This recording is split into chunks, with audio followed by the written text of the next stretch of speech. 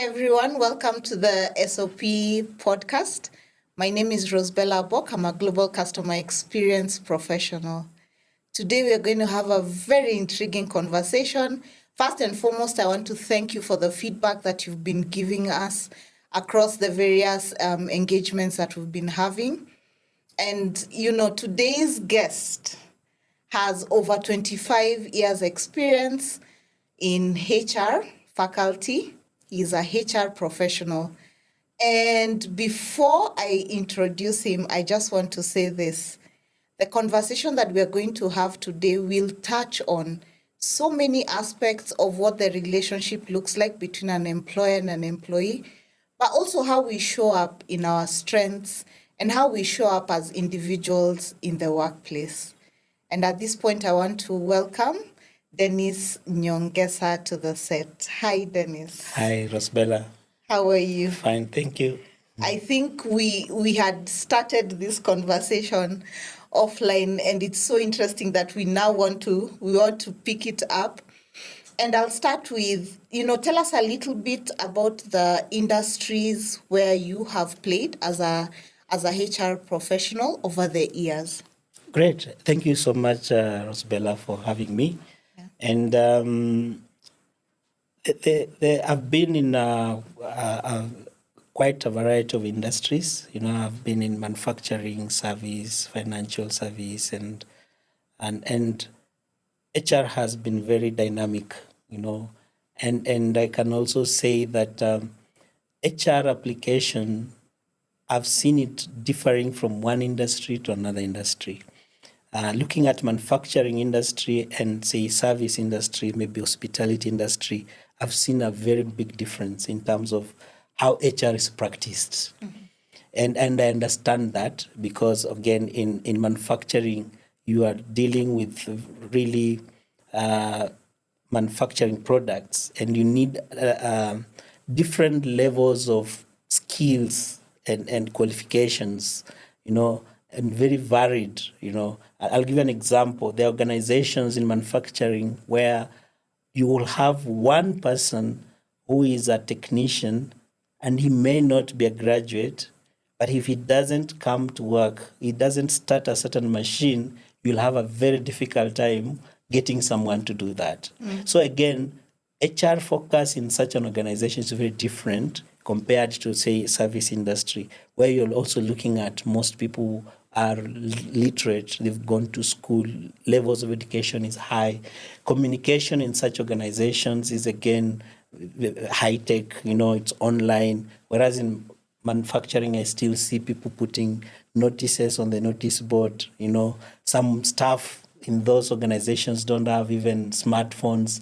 So application is very different depending on organization. But there are some basic things that I feel can never be ignored to run across all the industries and organizations. There are some basic things that are important. Yeah. And maybe we can dive into those basic things in the context of what the workplace looked like before COVID. Mm. And then COVID hit, and we had to accelerate, even digital transformation within our organizations, enabling our teams to work remotely or have a hybrid arrangement. Mm. And then there's the post-COVID era that has now come into the AI and digitalization era. Yes. And it then means how employees are showing up at work or have been showing up at work for at least the last 7 years has changed. Has changed. Do you want to tell us about that? Exactly. And you are so right, Bella, because, COVID coming changed the dynamics a lot in terms of how people are oriented at place of work, and how even you make people satisfied in their jobs at place of work. Mm. One thing COVID taught us is that you can still go to work without being there physically. You can still report to work without being there physically. It has made many organizations invest so much in technology, which they may not have invested before, and they're reaping fruits today. Mm. So looking at how employment has changed over a period of time, especially after COVID, is that, again, industries responded very differently. And some have stuck to that response even today. Work from home was forced onto employers.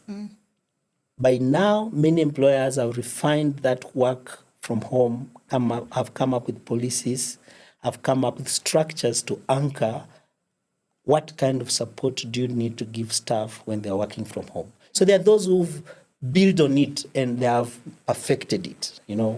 They've come up with policies and structures to support that. There are those who have gone hybrid. They have defined their policies that this type of staff, they can work from home, and this type of staff can work at workplace. They can report to work physically. But again, there are laggards also. There are those who have not moved. Yeah.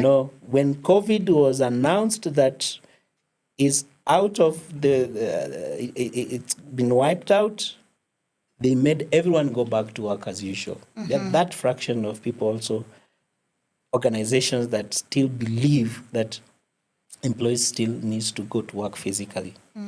There are pros and cons for every decision employers have made. But there's also one fundamental thing I think that should cut across.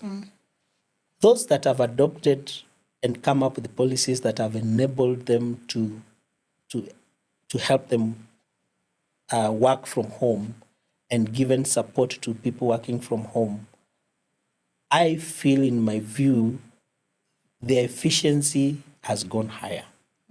I know organizations which have sublet some of their offices because of that, and they're making more money. Even they have expanded their business, diversified just because of that, right? And there are those who took hybrid, again, who've defined that this role, for example, in certain manufacturing organizations, it's not possible that you can work from home. You have to come to work physically, understandably so. But there are departments, for example, in administration, there are departments which can still work from home. Or some sales teams, they don't need to come to work. They should be reporting at clients' places. They should be following up with customers and then log in and give their reports. They're also reaping the fruits of that. Those organizations that are stuck and have never come up with any policy of working from home, I feel, in my view, it's just a matter of time. Because again, not all organizations evolve at the same time. But I think it will be the work of the stakeholders, including the HR, trying to do cost-benefit analysis, try to define roles in that organization, say, surely do we need a ticketing officer? Because I know organizations which have even travel agents in their own organizations. Do they really need, for example, to report in the office? So if you can be able to define roles and come up with support mechanisms, because I'm insisting on support mechanisms, because if you allow people to work from home without supporting structures, again, you may not harness what you really wanted to harness. They need to feel that they can still be productive without any interruptions when they're working outside the office. So those are the dynamics that have happened, and every industry has responded to it differently. Yeah. I like what you've said about productivity for employees. It's not necessarily equivalent to working from office. It is also not necessarily equivalent to working from home. Yeah. Or hybrid. It is that employees have exactly what it is they need for them to be productive and for them to be able to show results for what the business has invested in. Which now brings me to the next part of this conversation about industries have had to adjust, and the pace at which they've adjusted differs. So now, who is this strategic HR? Because with the different changes in the marketplace, I think we are moving from a place of not just HR as a function the way that we know it or is defined academically through studies, but it is more of morphing to match what this business model requires from a strategic point of view. And we're also saying that a strategic HR function is seated at boardroom level.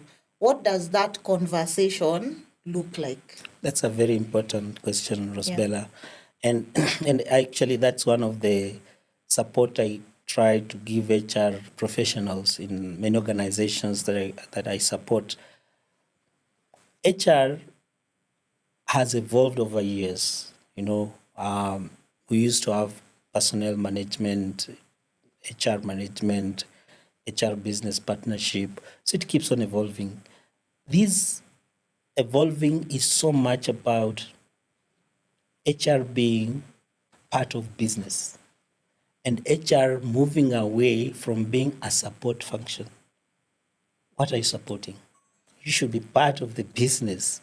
So HR professionals who want to be strategic, they should not look at them as support department. They should be one of the core departments. When you say support department, usually, traditionally, they define departments like production department is the core, maybe commercial department, whatever, those departments that are, involved in where the rubber meets the road, that's where HR is supposed to be.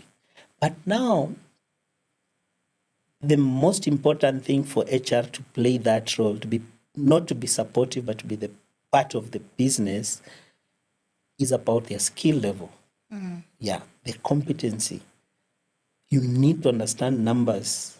Yeah, because those departments you're talking about, they thrive through numbers. When they are sitting in the boardroom, they are talking about numbers. Now, HR is in a unique position because you're dealing with human resource. And there's been an assumption that it's not easy to define numbers when you're dealing with human resource, which is not correct. You need to be a data-driven HR person, analyzing data, creating trends that can inform you, predict, even, for example, give you like talent management. You need to be able to do a balance sheet of your talent. Wow. You need to start speaking that language. When you speak that language, you will be respected in the boardroom. You need to start analyzing the type of skills you have today and be able to predict these skills in the next 5 years. What are the trends about it? When you make such a presentation to the board, they will always want you to sit in their boardroom. Yes. Because you are trying to speak the language they understand and on which none of them is focusing on. Because most of them, they are focusing on other issues. You're bringing the HR perspective in it. You're seeing like, if automation is the key thing that we need to start talking about today, these are the critical talents that we have that are closer to what we need. In the next 3 years, we need to develop these people to this level. What kind of investment do we need to have? You're speaking about investment. You're speaking about budgets. That is becoming strategic. Other roles, traditional roles that HR used to have, they are important, yes, but they are not strategic. Someone can do that. Yes. Some of them have been outsourced even. Yeah. You shouldn't spend so much time finding out people who came late, finding out people who should go and leave. It's important, but let that be done by someone else, not you. You are getting those reports and translating those reports on the growth of the organization. Yeah. Okay, Dennis, you're giving me laughs on what strategic HR looks like versus the most common tasks Yeah. and HR management looks like. Now, I am a CX professional, and where I see a synergy between customer experience and strategic HR is in the area where we commonly quote that the employees' experience and what they think and feel while they are working for an organization ultimately translates to the kind of experience that Yes. they will give our customers. Yes. Now, to debunk that conversation, a couple of people have said, oh, it's only the customer-facing teams then that we need to look keenly at. So we're talking about call centers, we're talking about sales teams. Those are the ones that are customer-facing. Therefore, when we look into what they think and feel as they work for the organization, then that is what ultimately translates to the external customer. But in my view, even the non-customer facing team members are customers internally to each other. For example, all employees are customers to the HR function. All commercial team members are customers to the finance function. In fact, all employees, courtesy of payroll and, Yes. and all other things like those, are internal customers to the finance team.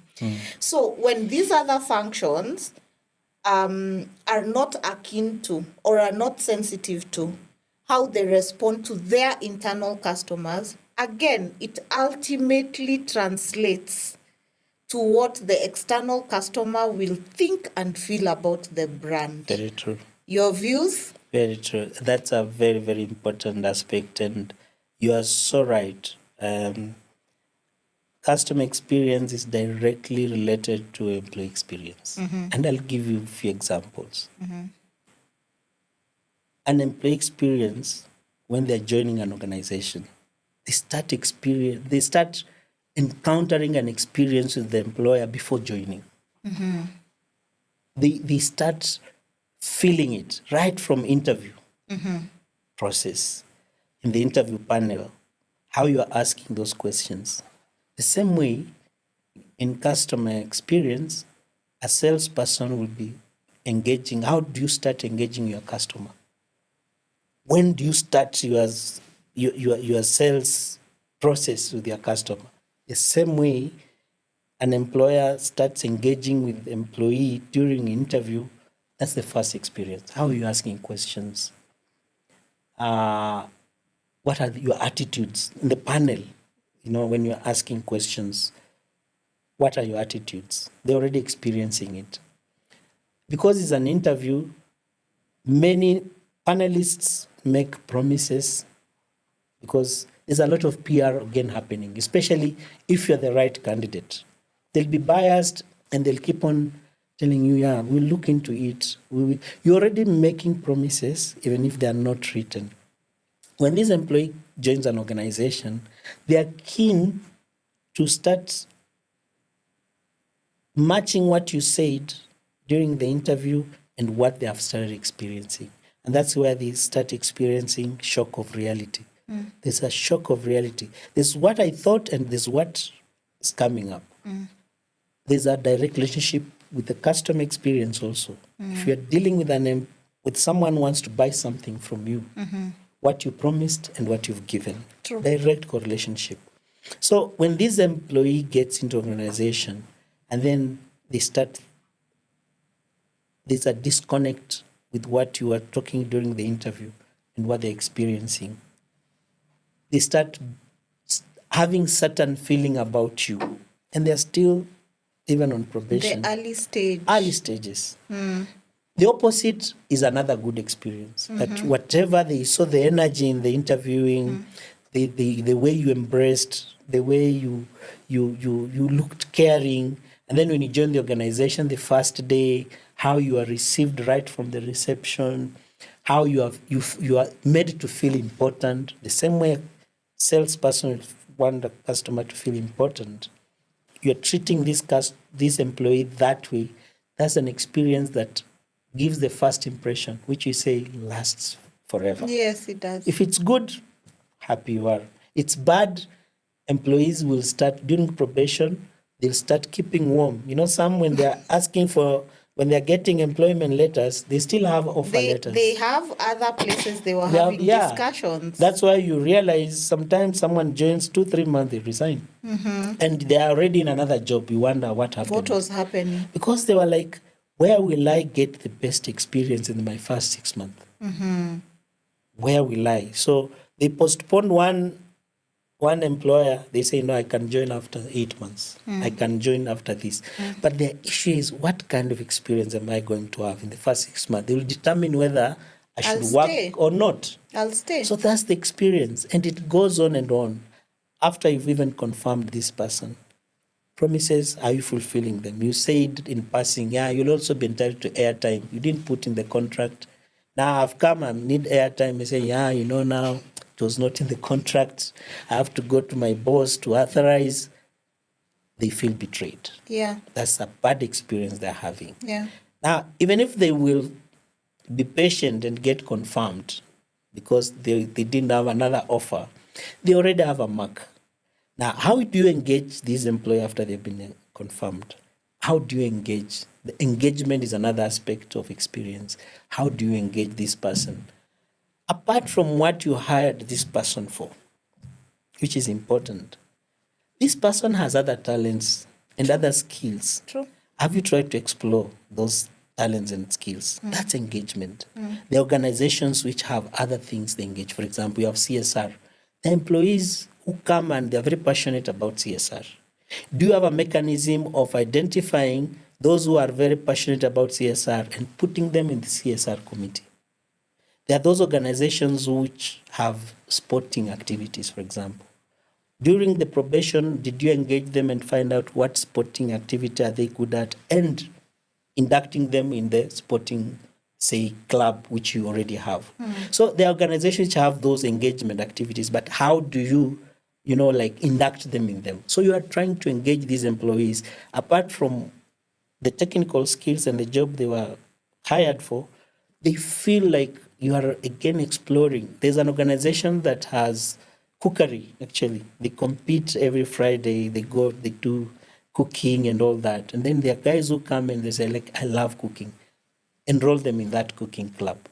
So if you are an organization that also respects engagement of staff, you need also to go out of your way and be innovative enough to create some engagement activities in the organization where this employee can still be utilized using those talents.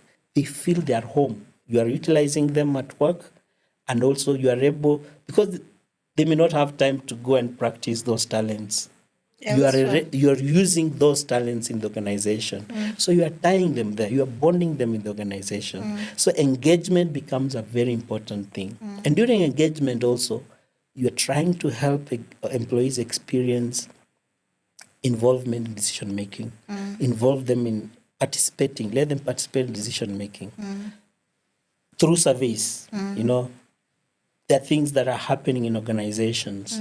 There are surveys, you put surveys, what you would like to create something, we like your opinion about it. Employees feel very much empowered when they feel they are part of such kind of participation. So engagement is another block of employee experience. If you don't have any engagement activities, employees just come work, go home, work. You have nothing to tie them in your organization, right? And then there's fairness. People need to see fairness. And again, it's not about me seeing that you're fair to me. Me seeing you're fair even to someone else. To someone else, my colleague. Yeah. When you do something, there's a case and they feel you're unfair to a colleague, don't assume it's only affecting that colleague. It's affecting everyone around. They start feeling, so I will also be treated that way, right? So fairness becomes another big block of an experience an employee will talk about, that this organization is just. They are very fair. They are fair in compensation, because they're also transparent. Yes. They are fair in compensation. They are fair when you do something wrong, it doesn't matter. Whether you are senior or junior, whether in the union or not in the union, there's a standard that has been kept and we feel it's fair. So you have to purposely ensure that you instill fairness in your systems so that employees can experience it. And then the last thing again about the experience an employee would have, I'm just summarizing them. It is so much about how do you support them? You're human beings. It's because employees spend most of the time at work. You expect that most of the issues will emanate when they are at work. They are employees, they have relatives, they have parents, they have spouses, they have children. They'll always have problems. How do you support them when they're having problems? When they are bereaved, how do you support? Do you have structures of support? Can you give do you have like compassionate leave, for example, where if someone is bereaved, is able to take off without you deducting from their leave, for example. They need to feel supported. Support is an experience you gain that, yeah, I feel I'm supporting this organization. I feel I'm cared for. I'm not just alone. And my employer cares for me. So I think if you are able to run through those big blocks I've mentioned, Yes. those are major blocks of an employee experience. It could be good or bad. That determines on what you decide to put in place. Yeah, yeah. You've mentioned a couple of things that are in the company values that we see. Sometimes in the employee handbook, sometimes on the website, sometimes they are plastered on the wall at the workplace. Yeah. But the practical enforcement of these values, such that employees can relate to them, the integrity of these values within the organization Yeah. is not running seamlessly as part of the culture. And I also see how, when people say this and this company has a bad culture or a toxic culture, the definition of that is not that they do not have existing values. The values are there, but they are either neglected or there isn't a deliberate front to make sure that people in the organization are actually exhibiting these values. And my hypothesis is that it starts at leadership. Yes. That's my hypothesis, that embracing values within an organization, embracing the mission, the vision of the organization, and carrying it as part of, this is somewhere I am proud to come and show my talents. This is somewhere where I know all the work that I do is quality work, and it ultimately translates to our customers' experience. That sense of pride is a factor of the leadership in that organization. Who is that leader? You are spot on. You are really spot on in terms of where do values get exhibited first.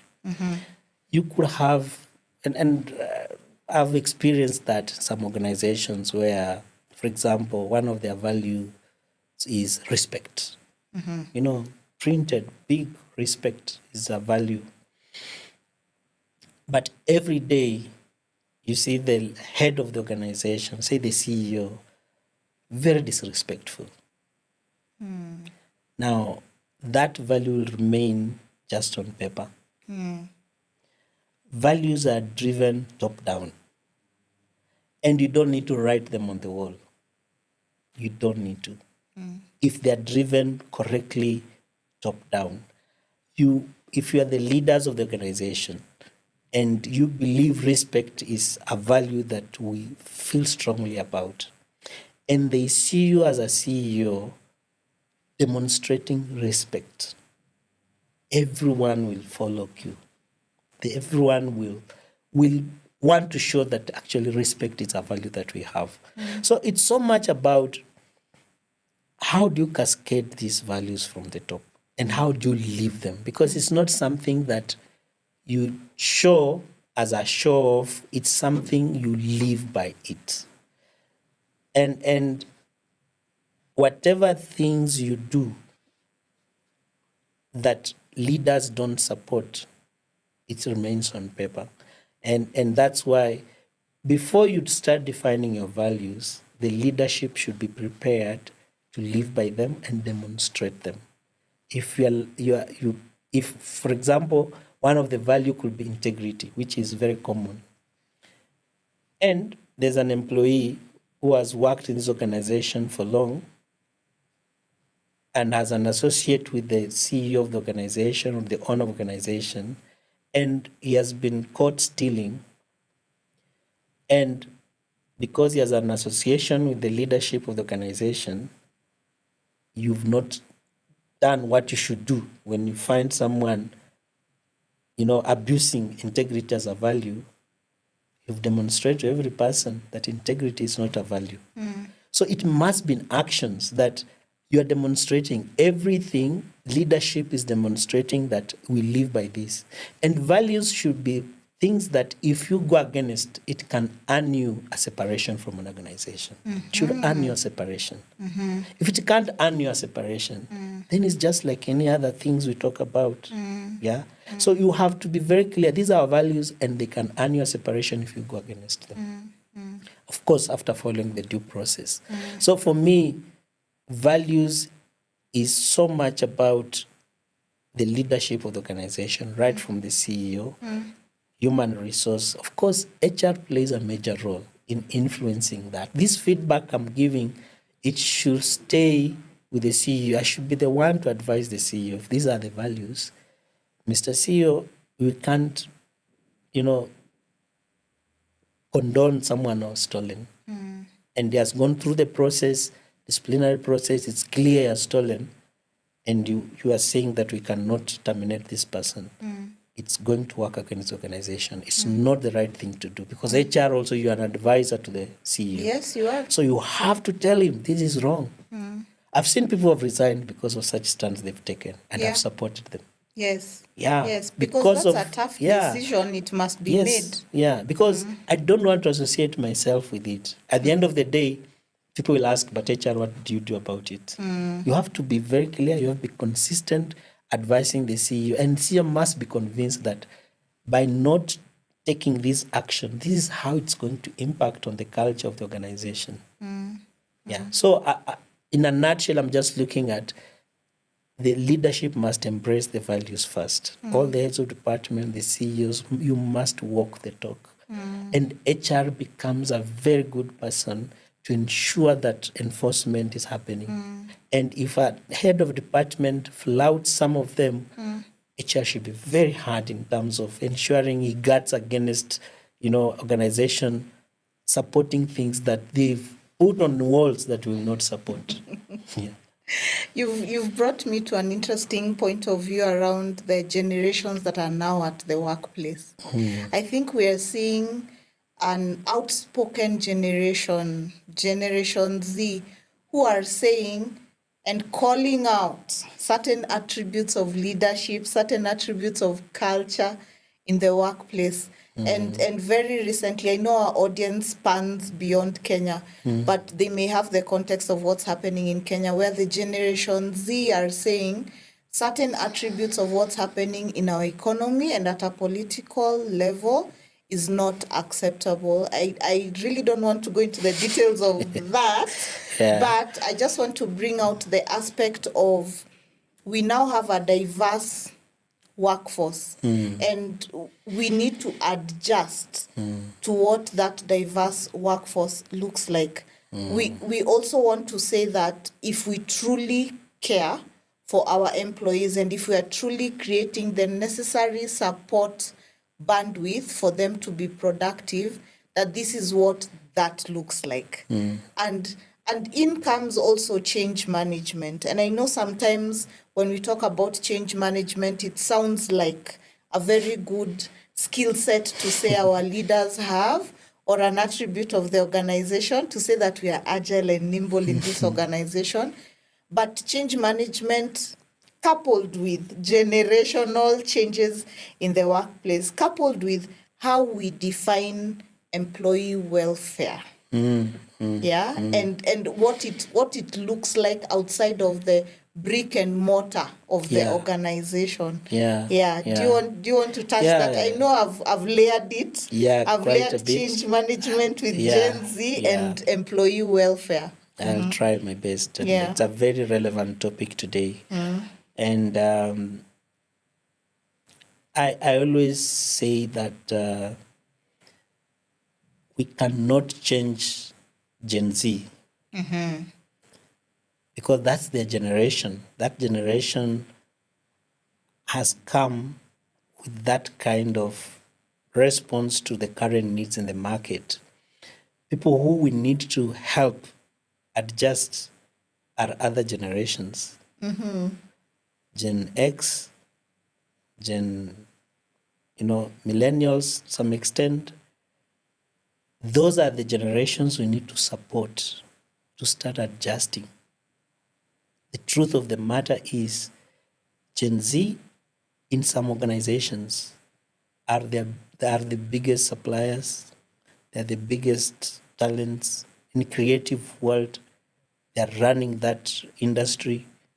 They're dictating quality of services and goods.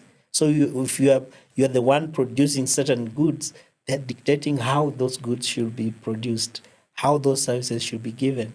And it's the biggest generation we have. So who should change? Who should adjust?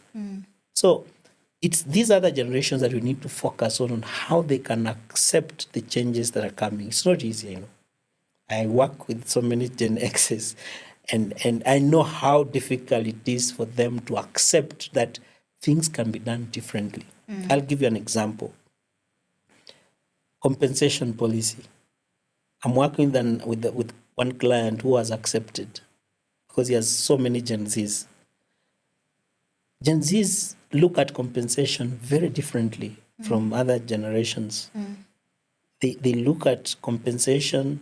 First, it should not be long-term based. When we started working many years ago, for example, pension was a big thing. In fact, there was always a reference that permanent and pensionable. That was a big thing for Gen Xs. Today, Gen Z, they're not asking so much about pension. They're telling you, who told you I'll retire from here? Who told you I need money for retirement? I'm 24 years old. You are talking to me about retirement. I don't want to retire here. They look at things short term. Now, if you are coming up with a strategic compensation policy, and as HR you are pushing, no, we need to have pension, to whom do you want to give that pension to? And that's why now this client is like, can we start having some kind of flexible compensation policy, not stuck. Like this is this. Can you tailor make compensation policies to suit even generations? So it's not like it's either black or white. For example, they'll tell you instead of pension, give me data bundles. Be happy with data bundles.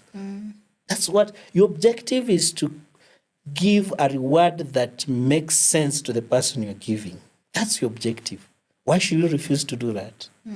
Give that bundle, he'll be happy, you'll retain him. Medical cover, some of them are not interested. They say, why are you giving medical cover? Yeah. Or remove certain clauses in medical cover. So that is the shift we are talking about. And it's a difficult conversation the employers are having. Because they're like, how do we now customize compensation? Because they are non-finance departments are very rigid. How do we now say this type of people, or when you're ticking benefits, you have A, B, C. How many want this? Tick this. How many want this? And then 100 people want this kind of compensation. We have to do it. If you want to retain these people, you have also to start thinking like them and give them what they want. Why are you giving them what they don't want? So compensation is one of the things that will need change management, especially to employers, that you need to talk to them and start seeing how far. I think that's the conversation. How far can we customize? But customization Has to happen. it has to happen. And then we need to have a very clear support mechanism to other generations that are working. I know Generation X who comes at 8 and leaves at 9 or at 8. But I know Gen Z who would like to come at 10. And leave by 3. By 3, they've gone. But if you look at the productivity, Same. Gen Z is the If same, not even more. If not more. Yeah. Now, as an employer, what do I want? Okay, I need both of them. But the Gen X who is supervising the Gen Z is having a problem. Of course. Fine, you've given me what I wanted, but you have to work up to 5. How can you live before me? How can you live before me? You think you have more responsibilities than me. But these guys, this is how they are. So we need to start helping the other generations to change their mindset. We need to be focusing on what we want. What we want is productivity. Yes. That's the bottom line. That's the goal. So if we are able to change the mindset of these other generations, they start focusing on productivity.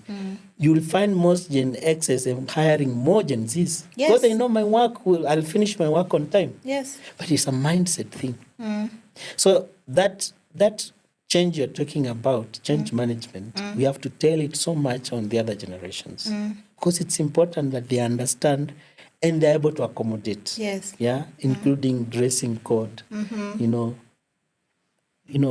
It has nothing to do with productivity. You want to go there? Yeah, it has nothing to do with productivity. Yes. But I know there are conservatives in the organization. That's true. And some of them are HR managers. Yes. Yeah, they'll tell you no. You Power can't, suits daily. yes, you can't come with a jeans on a Monday. It's just impossible.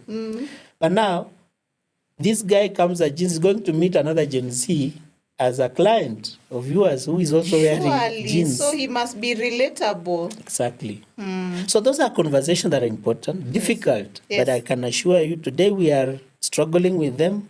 The next 3 years, those who will have started early will reap the benefits of it. The early adopters. Yeah. Got Yeah. it. Yeah. Now, this attribute about employee welfare, and I think I want to touch on it in terms of, you had already said there are certain attributes of giving employees what it is they actually need and what it is they actually want for them to be productive. So on one end, there's what the business should provide to ensure that employees can be productive. And there's the other element of productivity is an non-negotiable, and that's, we are measuring productivity with certain metrics. And this is how we can tell that there's actually a net positive ROI for this business for us to have certain employees.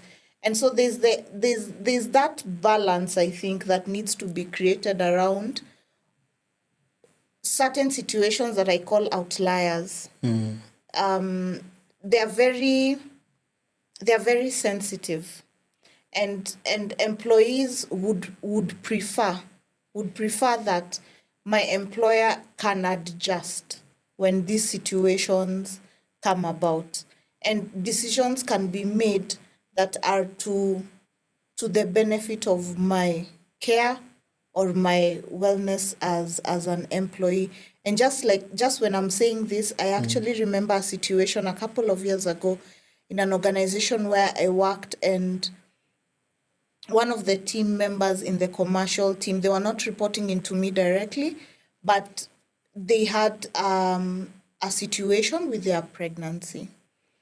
And us wanting to make a decision about where she should receive health care from was now an issue of life and death. And it was an issue of time. There was no luxury to make sure that she could go to a health facility that was under the panel, of which is in the insurance arrangement. And when I was finding this out is after a decision had actually been made.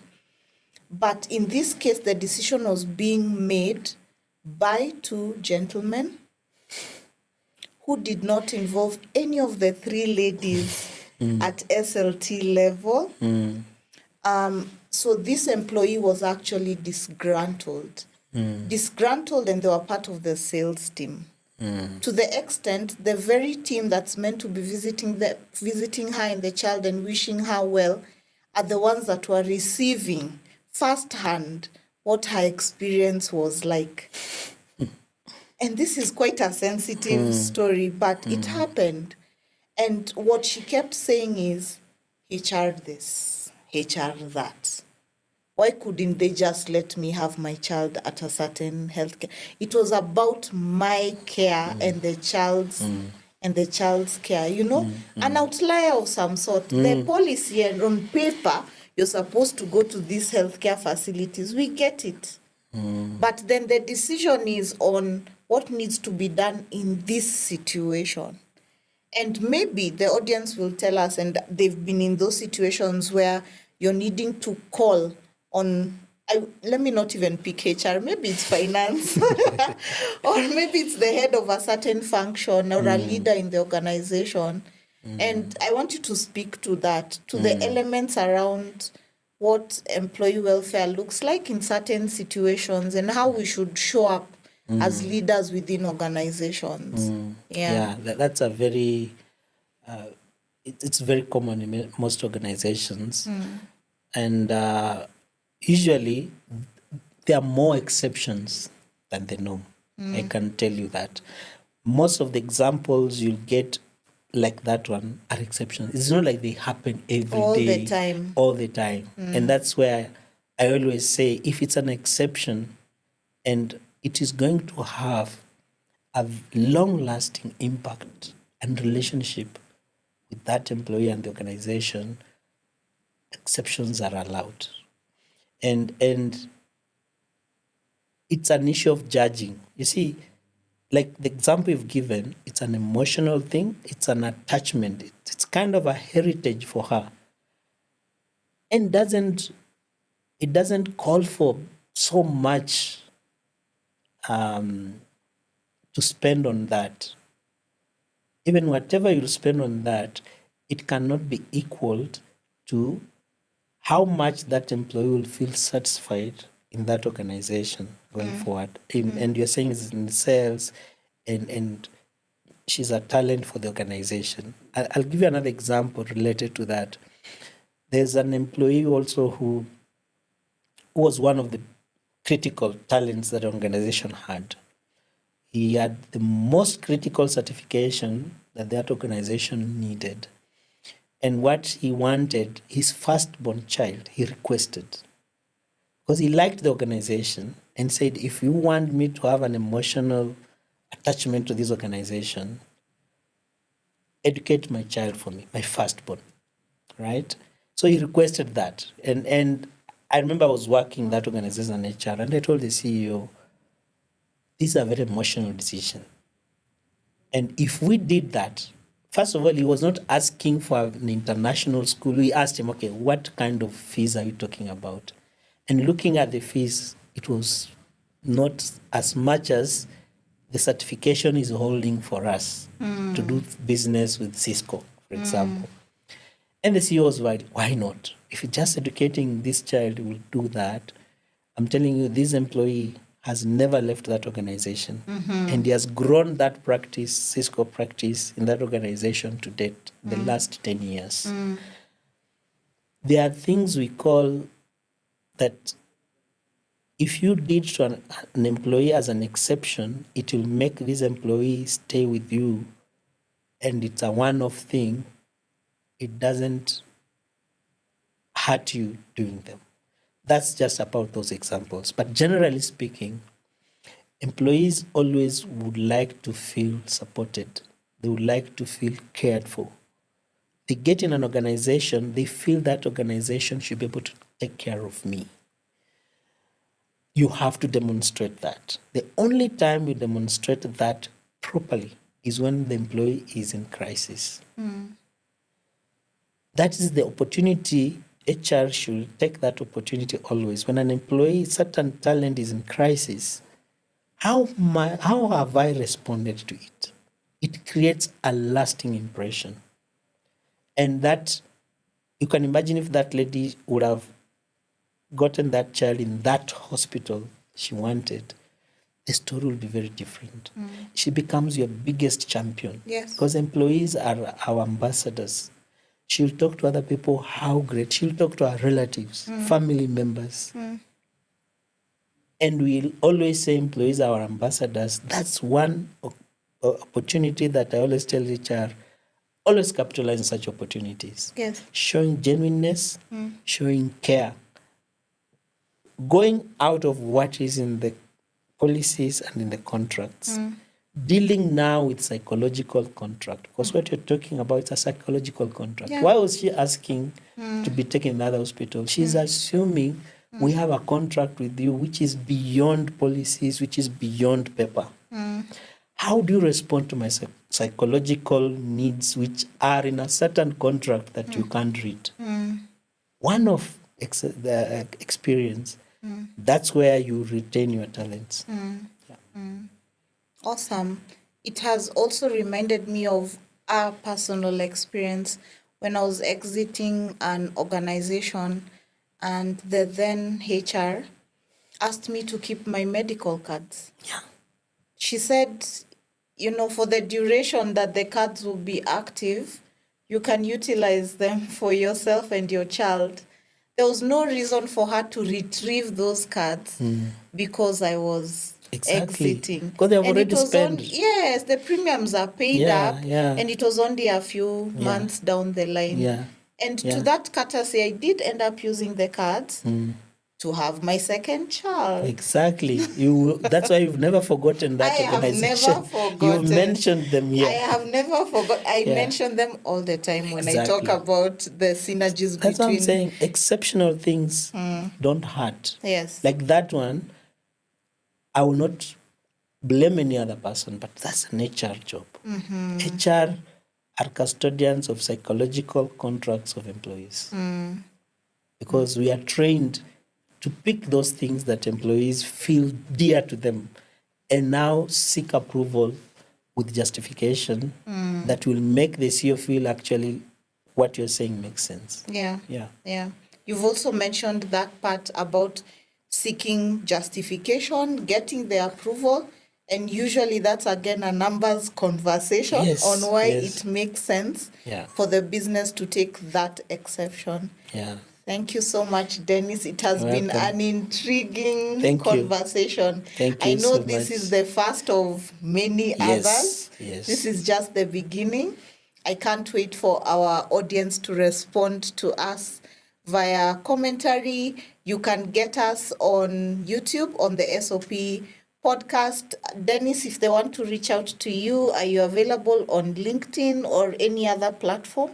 Yeah, I'm available on LinkedIn. I'm available on Facebook. Yeah, I can give you those details. Yeah. Okay, Yeah. awesome.